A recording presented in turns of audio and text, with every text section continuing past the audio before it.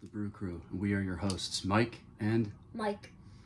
Today we're going to be discussing the Week 4 win over Colorado, and we're going to be looking ahead to this week's Friday night matchup against number 18, Washington. So real quick, we just wanted to discuss, this shouldn't be too long because for once UCLA played a game where we don't have much to complain about. UCLA won by the score of 45 to 17. This is a game where UCLA played very good. I don't believe they had any turnovers, no interceptions. No, nothing. No turnovers. Ethan Garbers was 3 for 6 with 32 yards. He threw a touchdown pass. DTR was 19 for 23, 234 yards, 2 touchdowns, 0 interceptions. As a whole, with both quarterbacks, they were 22 of 29 for 266, averaging 9.2 yards per pass with 3 touchdowns. Zach Charbonnet on 9 carries. Went for 3 touchdowns. And he rushed for 104 yards. DTR, 7 carries with 56 yards. The one thing I noticed was DTR was excellent with his reads. Pulling these plays, these shotgun dive plays, where he would pull it and tuck it and run like bootlegs. Instead of handing it to Charbonnet, he would take the he was masterful with it, and he was that was something that we didn't really see too much of in the first 3 weeks. And I got to tell you something. Now, what Chip Kelly and the UCLA Bruins did by showing that this week, Washington has to stay home. They have to keep guys on the outside to compensate for DTR tucking it and running it. And if you do that, if you keep guys on the outside, that's less people in the middle to tackle for Charbonnet. And you need all the guys you can get for Charbonnet. So it's either, because UCLA hasn't opened up their playbook, they haven't gone long once yet to Casimir Allen this year. So it's hard for that's correct, Washington and that's a really good point. We were talking about it. One thing we've noticed this past year was UCLA has not opened up their playbook very much, and everybody's saying, "Oh, the Bruins, they don't look as good." This and that. They've been winning and scoring all these points and getting a lot of people in. Really, our starters only play for a half, and then after that half, a lot of backups get in. And Colorado scored a touchdown late on our backups. One thing that we noticed is you don't see many deep balls from UCLA. You don't see it, and I think they'll use it against Washington. You don't see it because they don't have to do it. No. And how does Washington prepare for something that they didn't see? They can't. And I think Chip Kelly and the UCLA Bruins are doing a really good job with they understand the art of war. You know what I mean? They're not showing their hand. If there's a team that could just be very simple and beat you with small things without showing too much, they're going to do it. And I think that's going to really benefit. I think you're going to see the playbook open up an awful lot, and I think you're going to see these guys execute and be very efficient. So if you see a play that may be a little different, it's because they didn't open up their playbook. Right. Real quick. Hold on. They've been very efficient. Completion percentages. They execute really well. They run their plays very good, and when they add a wrinkle in this week, a new play, I think they're gonna execute that play really well. And Washington's not gonna know what hit them.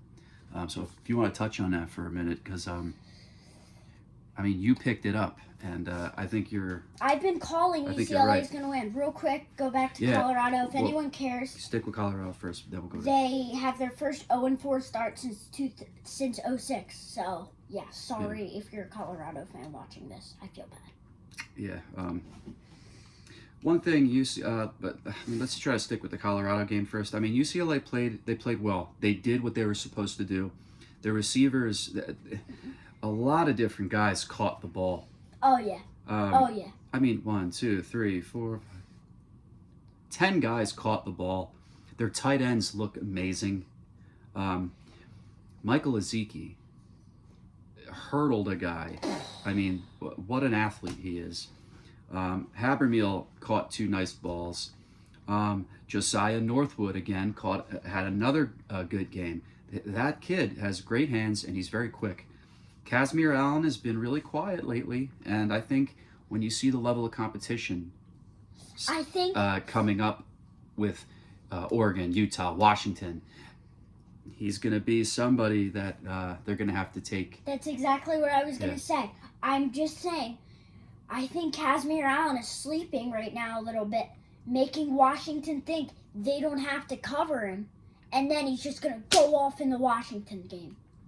And then they won't even expect it, and he's going to just go off in the Washington game. Yeah. That's my opinion. Is there anything that you want to go over with the Colorado game before we recap and go over the Washington game? Is there anything you want to add? I think UCLA played really well. I think this was a game where the improvements that you want to see them make week to week, and I think that they did that. I think they played really well. I think offensively and defensively they did a really good job. And I think one thing we have to keep in mind when you're watching the Bruins is they're not opening up. They're not doing everything. They're not... as the season will go on and the level of competition, they're not going to show you the whole playbook, do all these plays in the beginning of the year against weak competition. They're gonna focus on the fundamentals, simple plays, get the win, and then they're gonna hit people with surprises in these upcoming weeks. And I think this Washington game, you're going to see a different Bruin team. I think you're going to see a team who plays to the level of their competition. And luckily for us, Washington's a great team. So I think we're going to see a really great UCLA performance. Real quick. Yeah. Something I wanted to tell you is, the thing is, Washington's longest pass of the game was 42 yards. That's long. Do you know? But I'm just saying, I was talking about this into him because I had football practice tonight on the ride home. I was talking to him. UCLA has a good line, decent line. What they need to pick up now is linebackers, corners, and a free safety. Yeah, so I mean,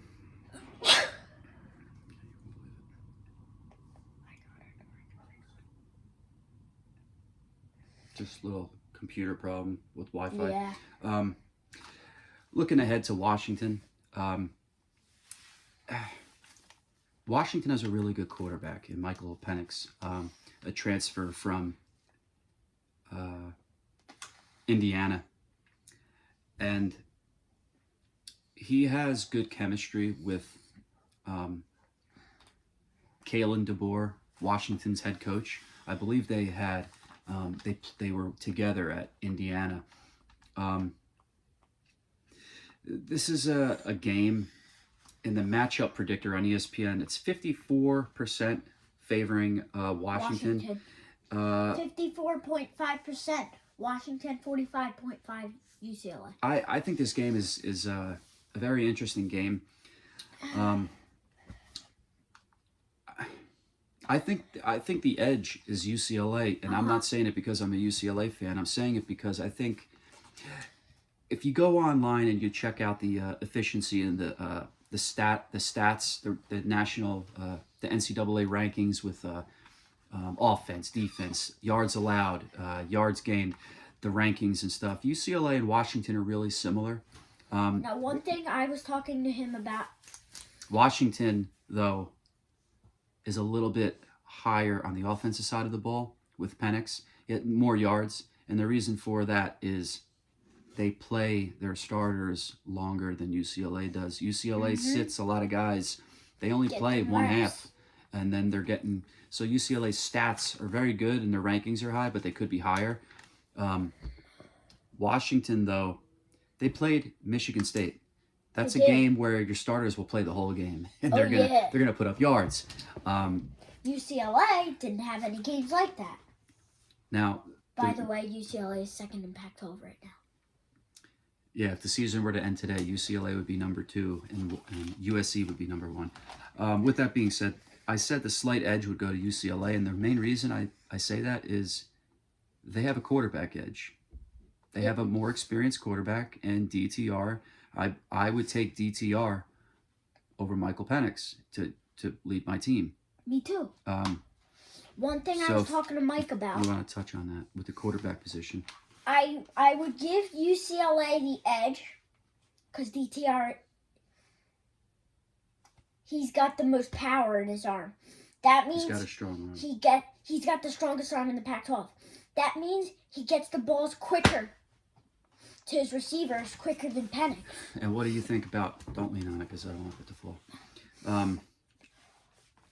I would take DTR over Penix, and there's not many running backs in the whole country that I would take over Charbonnet. This guy runs so hard. In my lifetime, I saw great running backs at UCLA. I saw Maurice Jones-Drew. He saw Deshaun Foster. I saw Deshaun Foster. I saw Skip Hicks. This guy he's going to be right up there when it's all said and done. Maybe not stat-wise because he only played 2 years at UCLA, but he is a phenomenal running back. And the job that Deshaun Foster does teaching these guys is unbelievable. Every year, these guys make improvements. He is so right now. They make They have the best running backs coach in the Pac-12. Oh yeah, no doubt. Possibly even the nation. Their running backs are very, very efficient, and the second and third string running backs are good too. They're amazing, and most teams' second string running back average. Now, most teams' third string running back. You don't want him in because he's most of the time either just this guy who doesn't have experience with the ball, or he's a fullback. Now, who gets the edge in receivers? I mean, you could say maybe Washington does because they have Jalen McMillan that has 100 more yards than Jake Bobo. But the thing is, Bobo's the tallest. He's taller, and he's a good blocker. And UCLA passes the ball around to more guys. And UCLA has awesome tight ends. They utilize their tight ends. One thing about Bobo, though, that gives UCLA the edge with him, he's that guy, since he's tall, he's like Tyler Boyd, the Bengals wide receiver. He's taller than most average height cornerbacks, so it's easier for DGR to throw a high, long pass to him and for him to just go up and grab it. You know what I'm saying? I think this is going to be an interesting game. I think the team that plays better defense, that forces turnovers, is Washington. I think the team that's going to force turnovers in this game is going to be ultimately the team that wins.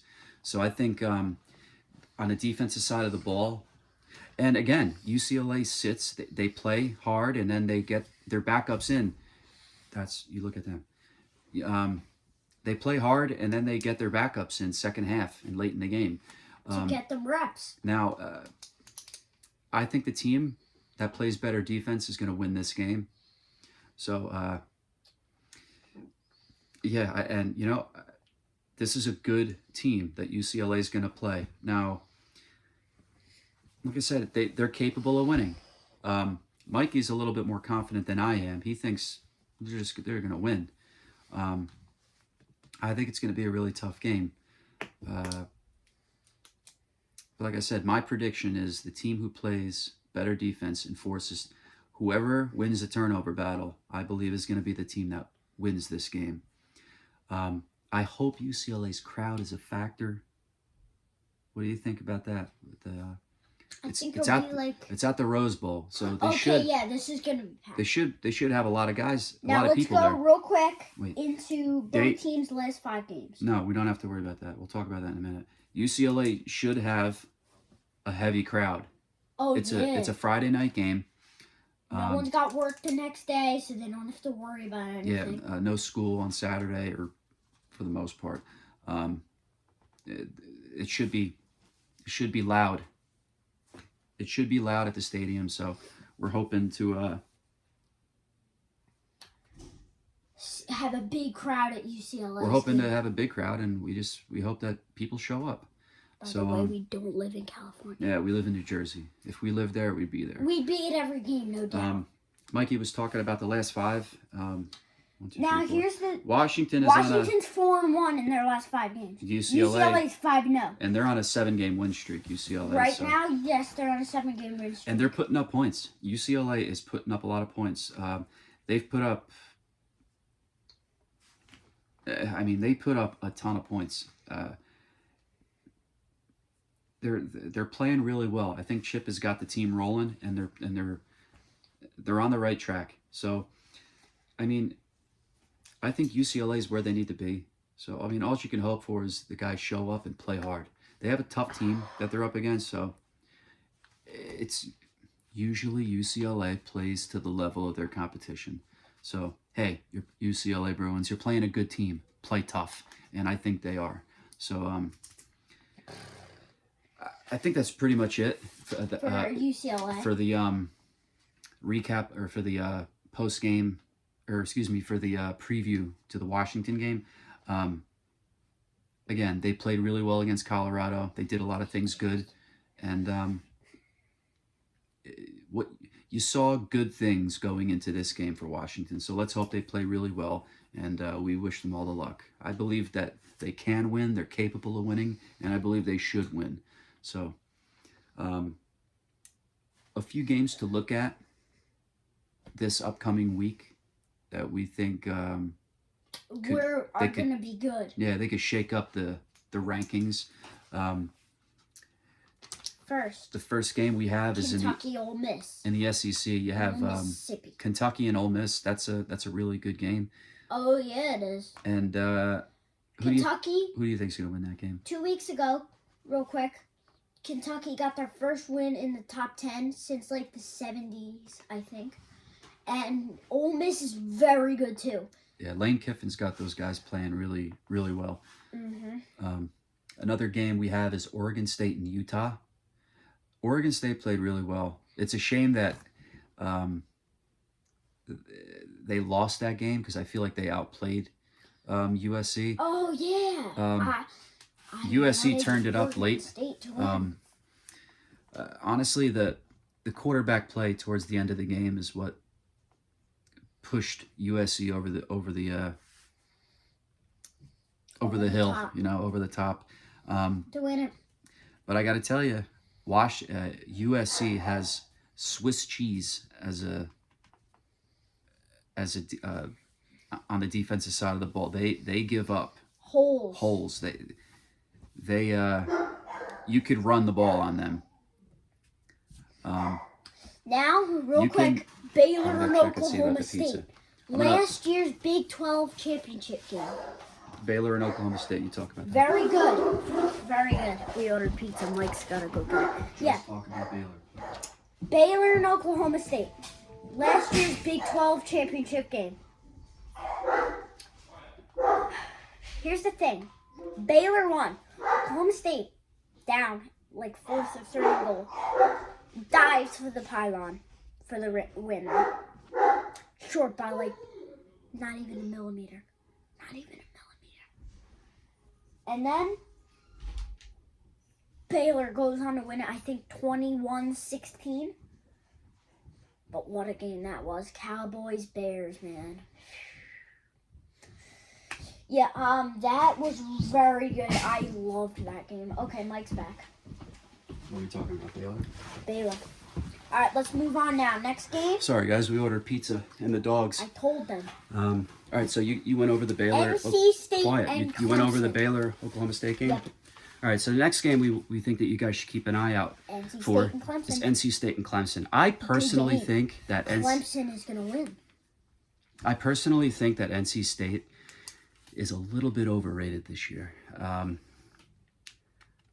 But I think when you play against a team like Clemson, who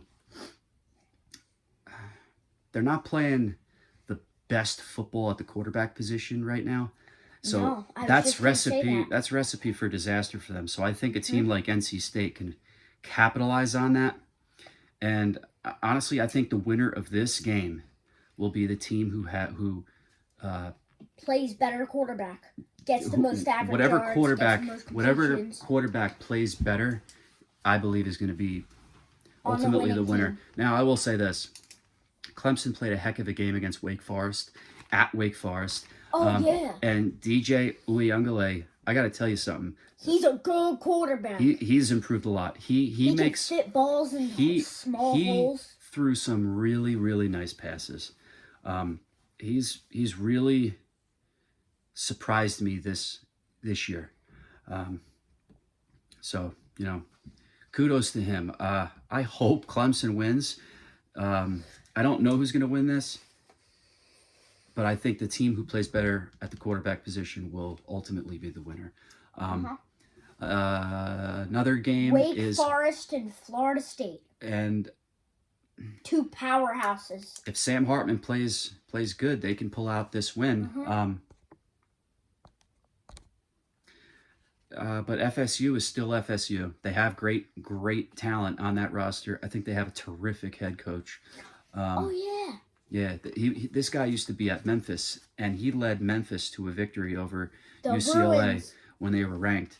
That was UCLA's last good season until 2021. Yeah, so I think that's going to be a really good game, and I think I might give the slight edge to Wake Forest with Sam Hartman, but it's interesting, how is Wake Forest going to play after a heartbreaking loss? I mean, go FSU. That's who I want. Florida State. And finally, the last game that we have for you to look out for is Kansas, Iowa State. Yeah. I was the one who said watch out because both teams are really hot. Iowa State is well coached. Campbell is one of the best up and comers. Hard-nosed football team. He's a great coach. Kansas is a hot team right now. Like they're burning on the stove right now. And Kansas 4-0, cooking. And Kansas is this coach has really got them playing really good football, and they're buying in to whatever he's saying. They're buying in, and I got to tell you, I hope Kansas wins. I hope Kansas somehow keeps winning and gets themselves to a big bowl game. Oh yeah, that's what I want. They deserve it for playing hard. Kansas usually has. Last year they were 2-10. Yeah, I mean, and now they're 4-0. But the thing about Kansas, every once in a while they will show up and give like Oklahoma a tough game. Oh yeah. And every so often, it's not often, but when Kansas is good, they're usually very good. It's not often, but there are years throughout their history where they had good years, and those years that they are good, they're really good. And I think this year could be one of those years. I hope they get to no, not Fiesta, because by the way, Fiesta is the that's one of the playoff games this year.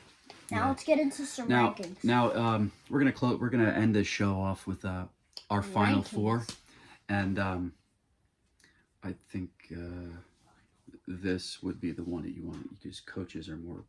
The poll the poll that I look at as more accurate would be the coaches poll, because coaches know more about football than the writers. It's just the way it is. So who do you got in your top four, Mike? I'm going to say Buckeyes fans, if you're watching this, Buckeyes at 1. You got Ohio State at 1? I think by the end of the year, Tennessee is going to pull out a miracle and bump up to 3. Right, just this week. Focus on this week. So you got Ohio State at 1. USC. Who do you got on your top 4? 1 Buckeyes, 2 Georgia, 3 Alabama, and 4 is between Michigan and Clemson and USC right now. Those are both very good schools. So All right. I don't know who's gonna win. But All right, my top 4. I got Alabama at number 1. Michigan is my 4. I got Alabama at number 1, Georgia at number 2, Ohio State at number 3, and at number 4, the Michigan Wolverines. I'm not with him. Yeah, well, whatever. That's our show, guys. We might come back and surprise you with some Midweek videos. with a midweek video. It was good seeing you again. Check out, hit the like button, subscribe, follow us, share our videos. Again, go Bruins. Be safe. Have a good week. And Have a good yeah, week and be great safe. game against Colorado. Awesome game We coming beat up. Washington. We have a great game against Washington coming up. 10:30 at the Rose Bowl. 10:30 Eastern Time. 7:30 Pacific. So we're gonna be watching. Hope they win. Take care. God bless. Go Bruins.